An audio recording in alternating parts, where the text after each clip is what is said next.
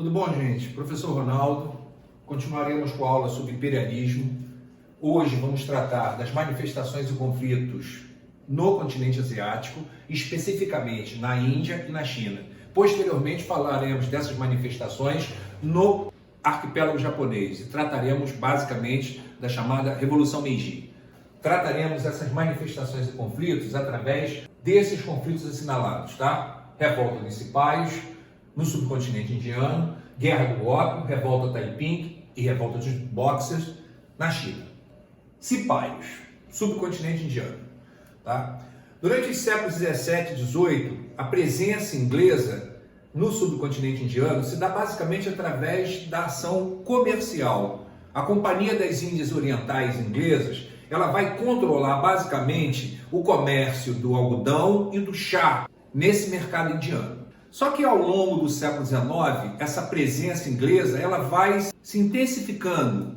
Como? A Inglaterra começa a dominar territórios no subcontinente indiano, principalmente na sua parte central. E onde existia o monopólio dessa Companhia das Índias Orientais, o Estado inglês começa a incentivar uma maior participação de outras iniciativas comerciais. Aumenta os investimentos na ação propriamente colonizadora, aumentando seus contingentes militares, investindo cada vez mais na área indiana, através de investimentos no setor de transporte, principalmente ferrovias, navegação fluvial, também no setor de comunicação com rede de telegrafia, também com obras de infraestrutura, como pontes, estradas. Então, de uma certa maneira, essa ação colonial, ela obviamente vai começar a incomodar a população local. E além da tomada de territórios, vamos falar da exploração da mão de obra local, estabelecimento de alistamento obrigatório, desrespeito à cultura local, certo? E todo esse conjunto de ações inglesas que geram descontentamento explodem no ano de 1857 numa rebelião chamada Revolta dos Cipaios. Os Cipaios são militares nacionalistas indianos que recebem treinamento militar nos moldes ingleses. E devo lembrar que dentro dessa comunidade nativa existe uma maioria hindu e uma minoria muçulmana. A questão explode numa rebelião quando esses militares eles são obrigados a manusear cartuchos fabricados pelos ingleses. E aí entra a questão cultural e religiosa também. Os ingleses vedavam esses cartuchos com banha ou de vaca ou de porco. E a rebelião explode quando a Inglaterra obriga que esses militares nacionalistas indianos manuseiem esse cartucho e para tirar o lacre desses cartuchos, eles tinham que levar esse produto à boca e rasgar o lacre. E aí entra a questão que gera a rebelião. Para o hindu, colocar um cartucho vedado com banha de vaca à boca é um problema sério, porque para ele a vaca é sagrada. E isso gera descontentamento. Para a minoria muçulmana, isso também traz um problema, porque eu falei que esses cartuchos também são vedados com gordura de porco. E todo mundo sabe que para o muçulmano, o porco é um animal impuro. E acontecia a mesma coisa. Ao levar esse cartucho à boca e tirar o lacre mordendo esse cartucho, ele necessariamente entraria em contato com a gordura desse animal, o porco, que ele considera impuro. Então explode uma violenta rebelião, posteriormente massacrada pelos ingleses, certo? Esses nacionalistas indianos serão vencidos e ao vencer essa rebelião, a Inglaterra aumenta ainda mais sua presença na Península Indiana, aumenta ainda mais a exploração sobre essa população local, aumenta seus investimentos, consideravelmente também aumenta sua presença militar, e transforma a Índia na joia da coroa britânica. A Índia vai se transformar no vice-reino da Índia, certo? Exploração essa que se estende até o período posterior à Segunda Guerra Mundial, quando os indianos finalmente conseguem se livrar da dominação britânica. Perfeito? Vamos agora para a China. Vamos falar da Guerra do Ópio.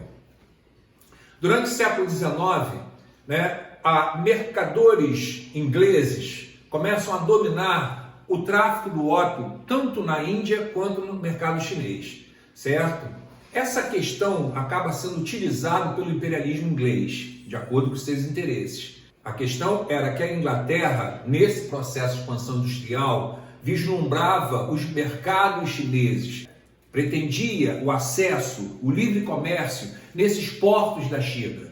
Tá? Obviamente, isso, num primeiro momento, é negado pelo Império Chinês. E a Inglaterra vai se beneficiar da questão do comércio do ópio, quando o governo imperial chinês proíbe o comércio do ópio, gerando um prejuízo para esses traficantes ingleses que lucravam com essa atividade ilícita dentro do mercado chinês, né? Usando essa proibição, a Inglaterra vai tentar atingir aquele que era o seu principal objetivo, o acesso, o livre comércio aos portos da China, né? Então, o objetivo principal é o livre comércio, mas a estratégia utilizada para alcançar tal objetivo é bater de frente com essa proibição estabelecida pelo governo chinês de limitar e proibir o tráfico do ópio dentro do território chinês, certo? Essa guerra acaba sendo vencida pela Inglaterra e o governo chinês é obrigado a assinar o Tratado de Nanquim, de 1842. Esse tratado estabelece livre comércio nos portos da China, num primeiro momento, um número limitado de portos, né? Tempos depois ocorrerá uma segunda parte desse conflito, que alguns chamam de Segunda Guerra do Ópio, onde o número de portos que devem aceitar esse livre comércio cresce consideravelmente. Mas essa é a questão. O principal foi alcançado pela Inglaterra, portanto, seus produtos terão acesso ao mercado chinês, através da franquia desses portos. Uma outra coisa importante estabelecida pelo esse Tratado de Nanquim é que a Inglaterra vai ter a posse de Hong Kong. Hong Kong será transformado em protetorado inglês. E lembrando que esse território só foi devolvido ao governo chinês no ano de 1997. Portanto, é um longo período de domínio inglês sobre esse importante território hoje da China. Tá certo? Revolta Taiping. Revolta Taiping é aquilo que eu costumo falar às vezes com meus alunos. Lembra que existiu, mas não guarda muita munição não. A Revolta Taiping, na verdade, é uma guerra civil que ocorre na China. Tem uma parte dos rebeldes que segue uma liderança mística que tenta estabelecer na China o questionamento do confucionismo e do budismo, que tenta estabelecer uma mescla de cristianismo protestante com budismo dentro da China. Né? É considerado por alguns uma manifestação imperialista, porque o Império Celestial Chinês conta com o apoio de forças ocidentais, inclusive do governo norte-americano, certo? Mas então friso, não se preocupa muito com isso não. Lembra, portanto, que a Revolta Taiping é um elemento do imperialismo dentro da história chinesa, tá? Esse último conflito não, esse último conflito ele tem peso na prova e na própria história chinesa, tá?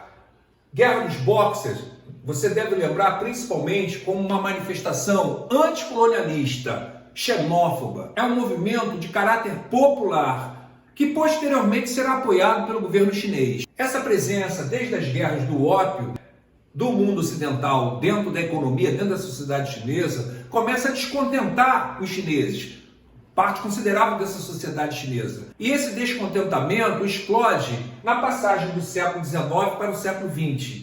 Como, Ronaldo? Esses contingentes nacionalistas, se é anticolonialista, né, se incomoda com o estrangeiro, por isso o conceito de xenofobia, né, ele vai começar a bater de frente com as manifestações desse imperialismo, dessa presença econômica, cultural e política do mundo ocidental dentro da China. Então, esses contingentes populares são chamados de Sociedade do Punho Celestial, usam largamente a questão da luta marcial, por isso boxer, né, o inglês, aquele que luta usando as mãos. Eles vão começar a se rebelar de forma violenta contra a ação de missionários, contra as escolas, contra as igrejas, contra qualquer elemento desse mundo ocidental dentro da China. Não são só manifestações culturais, manifestações concretas de infraestrutura, começam a destruir ferrovias, certo? Começam a atacar bancos, começam a destruir linhas de telegrafia, certo? Então, de uma certa maneira, qualquer elemento da cultura ocidental que se manifestasse dentro do território chinês naquele momento era alvo dessa ação nacionalista, dessa ação anticolonialista, dessa ação de xenofobia. É claro que É claro que esse movimento nacionalista, anticolonialista, ele é extremamente perigoso para as pretensões imperialistas. E isso vai fazer com que se forme contra esses nacionalistas chineses uma verdadeira coalizão de forças internacionais. Você vai pegar contingentes da Inglaterra, da França, da Alemanha, da Bélgica, da Itália, dos Estados Unidos também, e também de forças japonesas. Portanto, uma tremenda de uma força militar internacional se volta contra a China e acaba subjugando esses nacionalistas, esses boxers, vamos chamar assim. Ronaldo, quais são as consequências dessa guerra para a história chinesa? Aí eu vou salientar para vocês uma importância econômica e uma importância política. A econômica é que o território chinês, de uma certa maneira, será dividido em áreas de influências econômicas dessas potências vencedoras. A China não chega a ser colonizada, certo? Mas ela tem que aceitar a presença, respeitar os interesses dessas potências vencedoras. Tá bom, gente? E politicamente tem uma importante consequência. Esse Império Chinês, ele vai ficar cada vez mais fragilizado. Ele não consegue deter essa influência, esse avanço dos ocidentais e também dos japoneses sobre seu império. E na passagem do ano de 1910 para 1911, esse império entra em processo de decadência e é proclamado na China um governo republicano. Então, essa parte da aula nós fechamos, as principais manifestações desse imperialismo na Índia e na China, tá? E na próxima aula nós falaremos de um assunto que é muito importante para as provas, tá? E também para a história do Japão, que é a chamada Revolução Meiji, ou seja, o processo de ocidentalização do Japão. Tá bom, galera? Mas fica para a próxima aula. Abração, se cuidem. Valeu!